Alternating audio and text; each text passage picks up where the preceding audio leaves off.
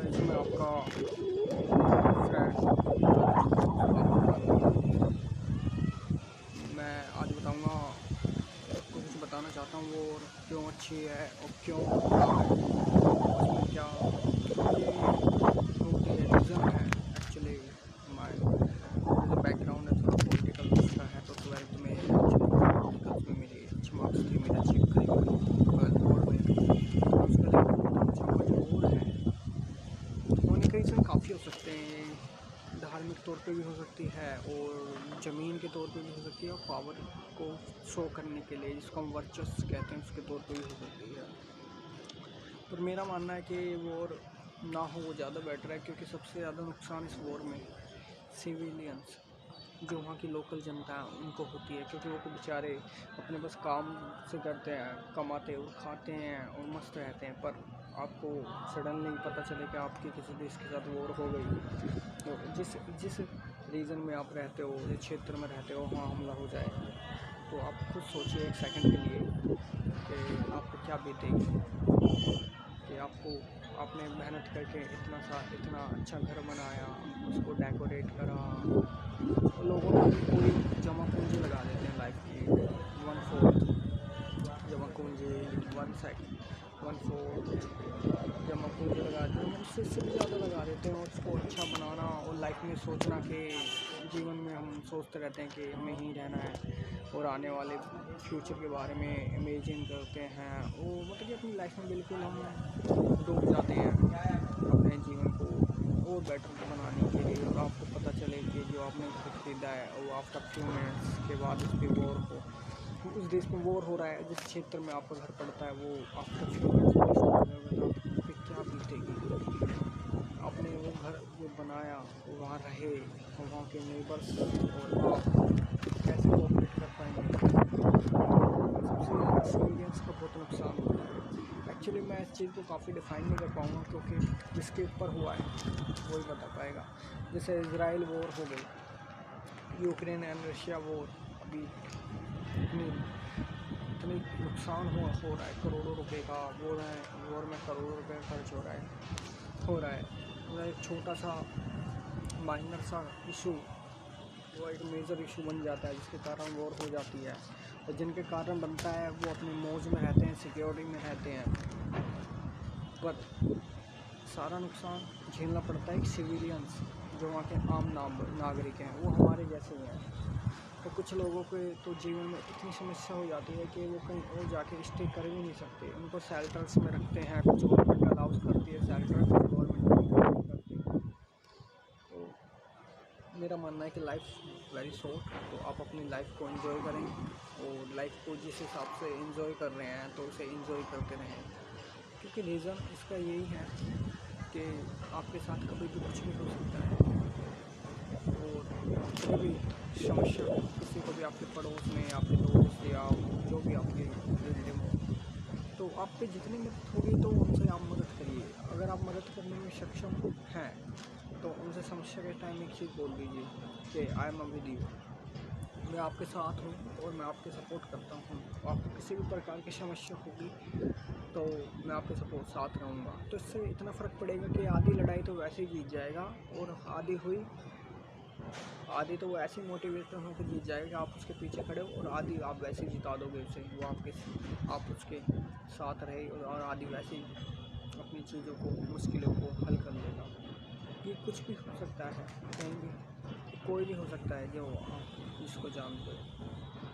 Life में ये ध्यान रखना कि जिनके साथ इस वॉर में नुकसान हो रहा है वो इसकी असली कीमत जानते हैं, ना आप जानते हैं ना हम जानते, और ना हम कभी जान पाएंगे।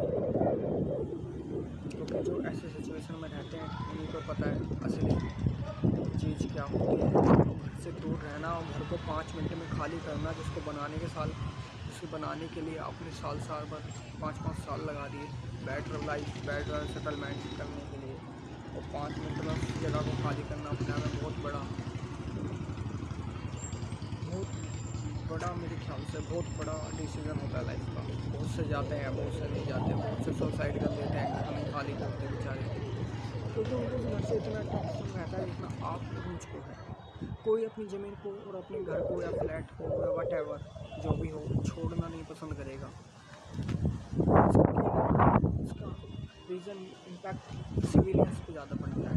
तो मेरा मानना है जब वॉर हो तो वॉर ना करके जो मैन आपके इश्यूज़ हैं उनको डिस्कस करें, और आप हेल्प लीजिए। यूएनओ, यूनाइटेड नेशन ऑर्गेनाइजेशन को किस लिए बना रखा है, यूएन और सब ऐसी हैं, ह्यूमन राइट्स वगैरह। मैं बताना चाहता हूँ वॉर के टाइम में सारी ऑर्गेनाइजेशन रखी रह जाती है, बहुत कम काम, मुश्किल से मुश्किल कोई काम नहीं करती।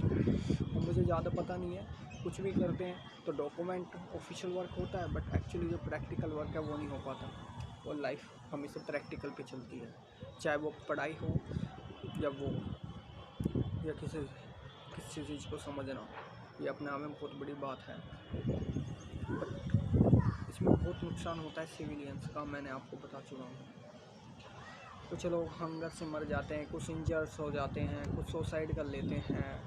और वॉर में सबसे बड़ा इम्पैक्ट पड़ता है सिविलियंस के साथ साथ वुमेन्स भी। मैं आपको बताना चाहता हूँ कि इजराइल और रशिया, ये दोनों कंट्रीज आपस में बड़ी पावरफुल हैं। मैं बताता हूँ कि यूक्रेन और रशिया की जो वॉर चल रही है उसका रीज़न में सबसे ज़्यादा रेप केसेस, मतलब कि रेप केसेस हुए हैं।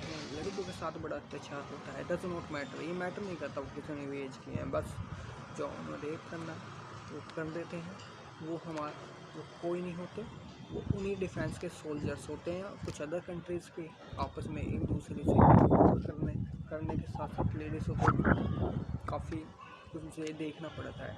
और ये चीज़ हमारे देश में भी देखी गई थी जब हमारा देश आज़ाद हुआ 1947। 15 अगस्त को हमारा देश आज़ाद होता है 1947 में। देश का जब बंटवारा हो जाता है आधी रात को, कुछ लोग पाकिस्तान से इंडिया आए, इंडिया से पाकिस्तान गए, तो ये देखने को मिला कि लेडीज़ के साथ काफ़ी अत्याचार। और ये अत्याचार मुझे नहीं पता ख़त्म होगा या नहीं होगा, पर मेरा ये कहना है कि हम आप लोगों पे और अपनी चीज़ों पे कंट्रोल कर लें तो काफ़ी चीज़ें कम हो सकती है। ख़त्म होना तो बहुत मुश्किल है, बट एक टाइम ऐसा भी आना चाहिए जिस टाइम के लेडीज़ों को प्रोटेक्शन बहुत ज़्यादा मिले। तो ये सब बहुत महत्वपूर्ण है। इशूज़ थोड़े से होते हैं, कब बदल जाए, स्थिति क्या हो जाए, बहुत कुछ हो जाए। दो कंट्रीज़ आपस में फ़ाइट करती हैं लैंड के लिए, पावर के लिए। जब आप पे वहाँ के सिविलियंस जो आम जनता है वो ही नहीं रहेगी तो उस लैंड का बनेगा क्या? जब उनमें फैक्ट्री में काम करने वाले नहीं रहे, वर्कर्स नहीं रहे, जो बड़े बड़े वो हैं जिन पॉलिटिशियंस हैं या कोई भी ऑफिसर्स हैं, रिच पर्सन हैं, लग्जरी हैं, तो वो ही नहीं रहे तो फिर उसका बनेगा क्या? उस ज़मीन का कुछ नहीं बनेगा, वो फैक्ट्री खाली रहेंगी और संपत्ति धरी की तरी रह जाएगी। तो इसलिए वॉर मेरे हिसाब से सबसे बड़ा दुश्मन है इंसान का। वो दोनों देश के सोल्जर्स मारे जाते हैं, दोनों देश में कंट्रीज़ में लेडीज़ें को काफ़ी कुछ देखना पड़ता है। ये प्रॉपर एक नहीं, दो कंट्रीज़ के बीच में वॉर होने का मतलब है दोनों देशों का पैसा खर्च होना, नुकसान होना, ख़राब स्थिति होना, चीज़ों को डैमोलिश कर दिया जाता है, तोड़ दिया जाता है, जिसके कारण इकोनॉमिक्स में बहुत इफेक्ट पड़ता है। हम इकोनॉमिक्स फैक्टर तो बहुत बात करते हैं, बट एक्चुअल सिविलियंस को कोई ध्यान नहीं देता। सब सोचते हैं कि वॉर है, ज़्यादा जीतो, और दोनों देशों में अपने वर्चस्व के लिए कॉम्पीट हो जाता है। मैं आपका दोस्त ऋतिक नेक्स्ट व्लॉग में ज़रूर मिलूँगा और ये वॉर के बारे में डिस्कस करने के लिए, और कंटिन्यू करेंगे आगे से ही। तो इसलिए इंसान की लाइफ छोटी है, तो आप घर में रहिए, अपने गोल अचीवमेंट करती लाइफ बड़ी छोटी है। नेक्स्ट टाइम आपको बॉन्ड किस रूप में मिले या आप नहीं जानते, मिले या ना मिले ये कोई नहीं जानता। जो एक जीवन है इसमें अपना बेस्ट दो और बेस्ट करो।